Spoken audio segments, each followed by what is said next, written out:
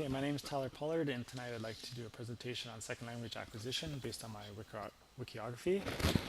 What I'd like to do is to answer the question, how do people learn or acquire a second language? There's unfortunately no clear-cut answer that's out there right now. So my hope is to retrace its history, create sort of a chronological time frame, highlight some milestones, and then I'll also show you how the field of SLA has contributed to the study of how the human mind works and how people learn. Okay, the main method that was used from the 1800s to 1940 was the classical method or the grammar translation method. This is basically students sitting in the classroom translating grammar or translating the L2 into the L1. There's very little use of the target language to speak or to do anything communicative. Francois Gouin developed a series method after returning from Germany, trying to pick up German as a second language, and he failed using the grammar translation method. So what he did was he watched his nephew learn French as a first language, and then he copied that and tried to create a more naturalistic approach to how a student would learn a second language. Another naturalistic approach was Charles Berlitz's direct method. This is similar to Gouin's in that he tried to imitate or recreate nature and how students, or children I should say, learn a first language and apply that to second language learning. It was short-lived, and the grammar translation approach came back. Okay, at the end of World War II in 1945, behaviorism entered the scene. Audiolingual method was developed, and this is basically drills and repetition and good habit formation would help you become fluent in a second language. The behaviorist perspective suggested that language learning could be explained by a succession of trials, errors, and rewards. But when applied to a second language, the complication of old L1 habits interfered with this process. This marked the end of the behaviorist theory that existed since the early 20th century. Okay, in the field of second language acquisition, there have always been debates about the fundamental issues of human learning.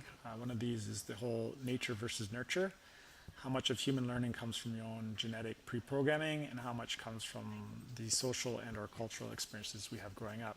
So Noam Chomsky brought this to our attention from 1950 to 1970. Chomsky disagreed with B.F. Skinner that language learning was the shaping of habits. He thought language learning was far too complex and that we must have an innate predisposition to learn a second language or a first language, which is called universal grammar. From this point, most language specialists accept Chomsky's thoughts. No longer did babies have a blank slate. Kind of started a Chomskyan revolution, is what they call it. And it led to a new series of designer models during the 1970s. One of which was community language teaching, developed by Charles Curtin in 1972. He replaced the student-teacher hierarchy with a counselor-client relationship, where the counselor tried to block environmental and personal problems from interfering with language acquisition. You'll see this type of thinking was further developed by Stephen Krashen in the 1980s in his examination of effective filters. The natural approach developed by Stephen Krashen and Tracy Terrell is based on Krashen's language acquisition model and how a child naturally develops his or her first language, similar to the direct method discussed before. It emphasizes comprehensive input, it rejects formal organization of language, and it is all about meaningful interaction. The principal tenets of the language acquisition model are as follows. The first one, the acquisition learning hypothesis. The second one is the monitor hypothesis. Number 3 is the natural order hypothesis, followed by the input hypothesis, and finally the effective filter hypothesis, which I mentioned before. Okay, communicative language teaching, or CLT, was a philosophy of teaching that was based on Krashen's ideas. It was really popular in the 80s and 90s. Especially with the increased demand for language learning in Europe and with the number of foreign language schools increasing worldwide. Students went to these schools expecting to use language in using their second language in their real life context, and it was all about communicative competence rather than grammatical competence. Similar to Krashen's language acquisition theory is Michael Long's interaction hypothesis, which claims that comprehensible input is important for language learning. Also very important is his concept of negotiation of meaning, which is what happens when communication breakdown occurs. So where is SLA going? We're moving towards more of an integrated approach.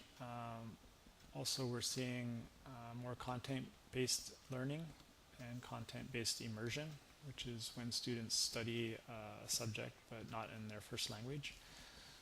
Different learning styles are becoming even more important. Cultural and linguistic backgrounds are more in the forefront. Also, the role of media and technology and how effective computers are as a tool for language learning. We are also moving towards a more eclectic approach to language learning, where no one approach is correct. It is well represented in the picture of the elephant and the blind man. Using this analogy, each theory provides one explanation of the elephant. This book, written by Van Patten in 2007, called Theories in Second Language Acquisition, is a very good summary of all the theoretical ideas and concepts that are generally accepted in the field of SLA, and could prove to be a good starting point if any of you want some further reading. Okay, this is the end of my presentation.